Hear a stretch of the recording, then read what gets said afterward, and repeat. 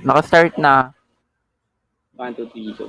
Good day, we are the group 10 and our report is about Rizal in the Philippines, Chapter 10, 1887-1988. And our report is all about Rizal arrived in Manila, Rizal's life while in Calamba, and the Hacienda de Calamba, and Rizal left the Philippines. And we proceed the first reporter. Present mo na. Ngayon is all about Rizal arriving Manila. Noong June 19, 1887, bago siya pumunta ng Maynila, nag-iwan siya ng sulat. Ang nakasulat dito ay, "My parents wants to see me, and I want to see them also. All my life I desire to live in my country by the side of my family. Until now I am not Europeanized like the Filipinos of my day. I always like to return to the country of my birth." Si Rizal stayed for 5 years in Europe. And one of the reason ba't siya bumalik dito is he remained the heart of a true Filipino. On August 6, 1887, Jose Rizal arrival in Manila at 9 o'clock in the evening. The first Filipino he encountered was newspaperman who was astonished when he read the name Jose Rizal in the list of passengers. Immediately upon arrival, Rizal was called by Governor General Emilio Terrero who wrote a novel that aroused much comment and I wish to read it. Rizal promised the Governor General that he would look for one. In the course of their conversation, the Governor General insisted, "Not only do I permit it, but I demand it." The two had congenial conversation on his plans while in the Philippines and his hometown of Calamba. After a few days, Rizal gave a copy to the Governor General. Afterwards, he immediately proceeded to Calamba to meet his family, friends, and townmates. Rizal was treated with favor by the Spanish government in the Philippines. Governor General Emilio Terrero Perennial was staunch liberal and questioned the prior state in the Philippines. Governor General Emilio Terrero was a staunch liberal and questioned the prior state in the Philippines. The Governor of Manila, Jose Centino, was a high-ranking Mason and Rizal as a Mason would definitely be protected not because of favors but by brotherhood obligation. Terrero gave instruction to the Civil Guard Lieutenant Jose Tavian de Andrade to protect Rizal from anyone who might hunt him. And Rizal was warned not to return to PH after nung publication of Noli because of the publication of the Noli Me Tangere and the uproar it caused among the friars. Rizal was warned by Posiano, his brother, Silvestre Ubaldo, his brother-in-law, Chenggoy, Jose M. Cecilio, and other friends to return homes. Pero hindi niya pinakinggan yung mga warning nito. Yung Noli means subversive is intended to weaken or destroy a political system or government or set of beliefs. Si Emilio Tirero naman, siya ay 33rd degree Mason na naging Governor General na naging sa Philippines noong 1885 to 1888. Mas nakilala siya nung campaign against Moros of in Mindanao.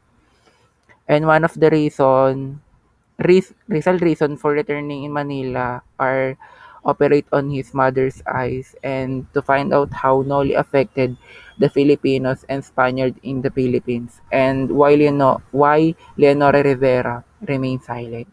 Thank you, that's all. Yun lang po. As a reporter. My name is Jonard Z. Abina, Marketing Management, second year, Section 4. Good day, Sir Enrico Lingad. Good day, everyone. I'm going to tackle about the Rizal life while in Akalamba.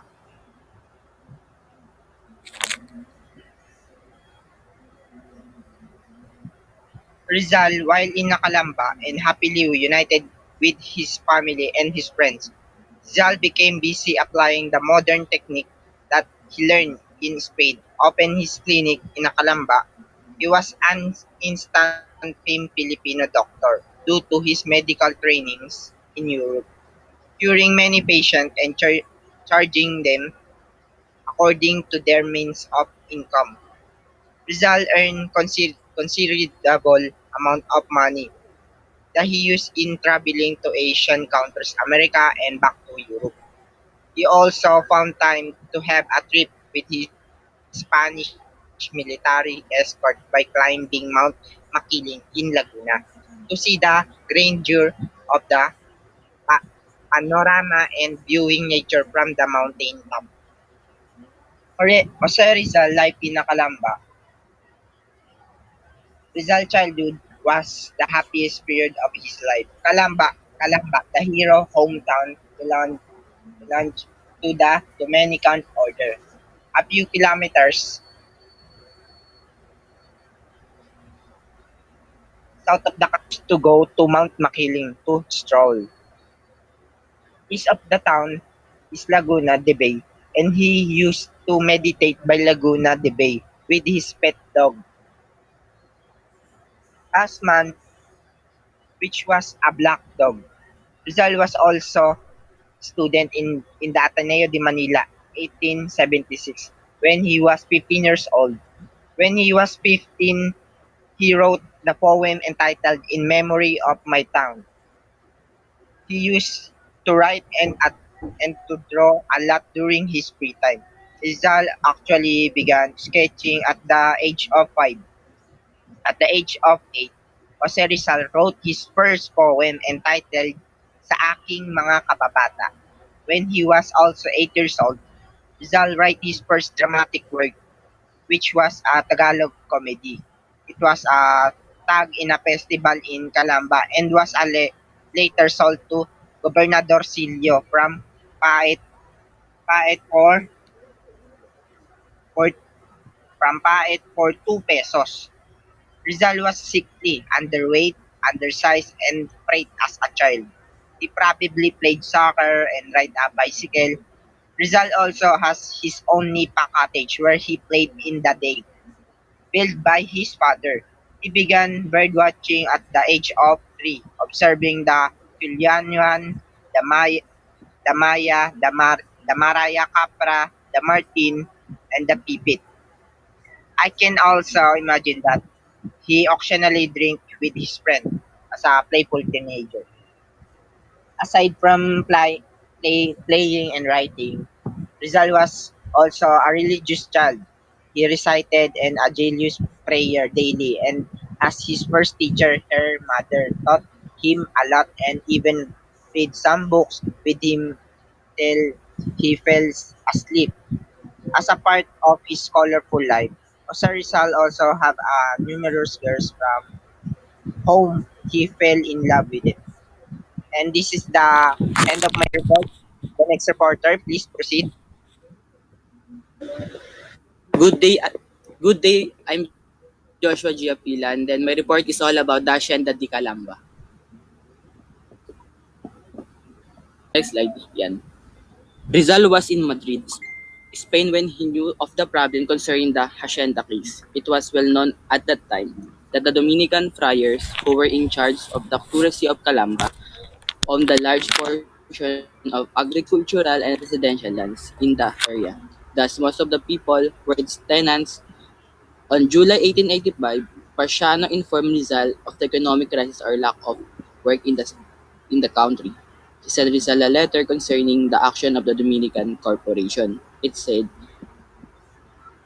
comes the month of June and contrary to custom all tenants had not paid their obligations, which was enough to scandalize all the friars, especially the administrator who, without stopping to investigate that could be the cause of the insolvency, whether it's a lack of will, physically impossibility, but harvest, low price, or the progressive increase in the land rent.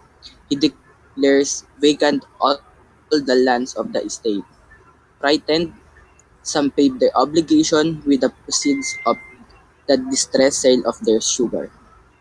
Next page. Um,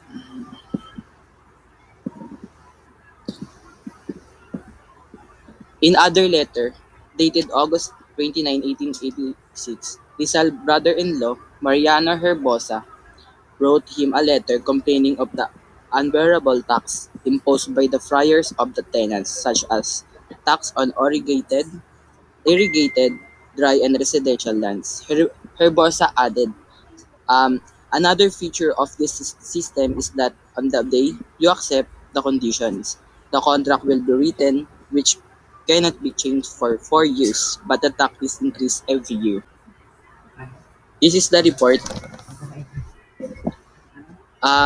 that the hacienda owned by the Friar Corporation covered the entire town of Calamba and that the profits gained from the hacienda increased due to arbitrary increase in the land rentals every year, whether with contract or not. Number two is tenants who cleared productive lands are strictly obliged to pay rents. The same policy was also applied on unproductive lands. Number three is the high interest were being levied for the tenants who, for valid reasons, delayed in paying the rents.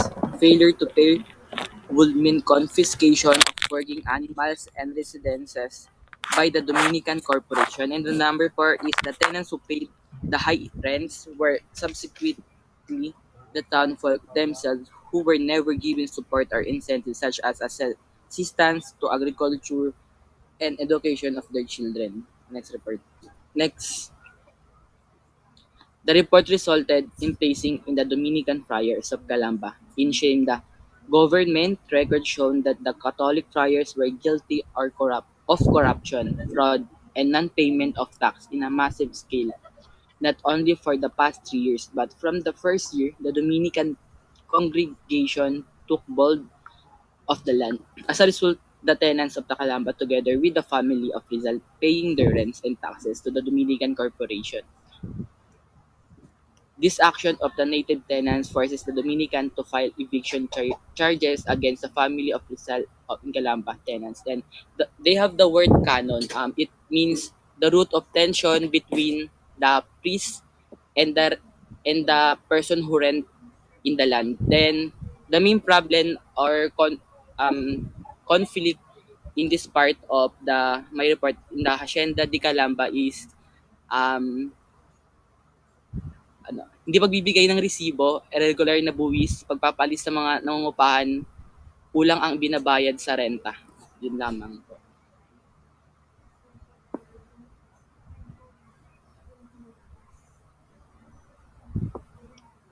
Good day, good day, sir. I'm our voice, Julimi. My report about Rizal left the Philippines. While Rizal was in Calamba, his parents and friends were worried of his personal safety because Rizal was accused by his enemies from the church of being a German spy. Governor General Terrero and his religious enemy requested to deport Rizal but due to lack of case, Governor refused. However, Governor General Terror, Terror called him and asked him to leave the country. There is a growing pressure from the state of the church, taking again his family and the government. Rizal decided to leave the Philippines for his second a temporary stay in Europe. But before Rizal left the Philippines, Rizal left another artistic contribution. His friend from Lipa, Batangas requested him to compose for them a hymn to be sung on the feast day of Lipa, which is entitled Himo al Trabajo or Hymn to Labor. This is the lines of hymn. Now in the age growing with the light, go to the field, till the land. For the labor of the man's skin, family, home, and motherland.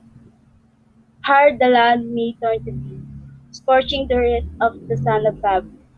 For the country, wife, and children, all will easy to our love. That's all my report. Thank you, sir.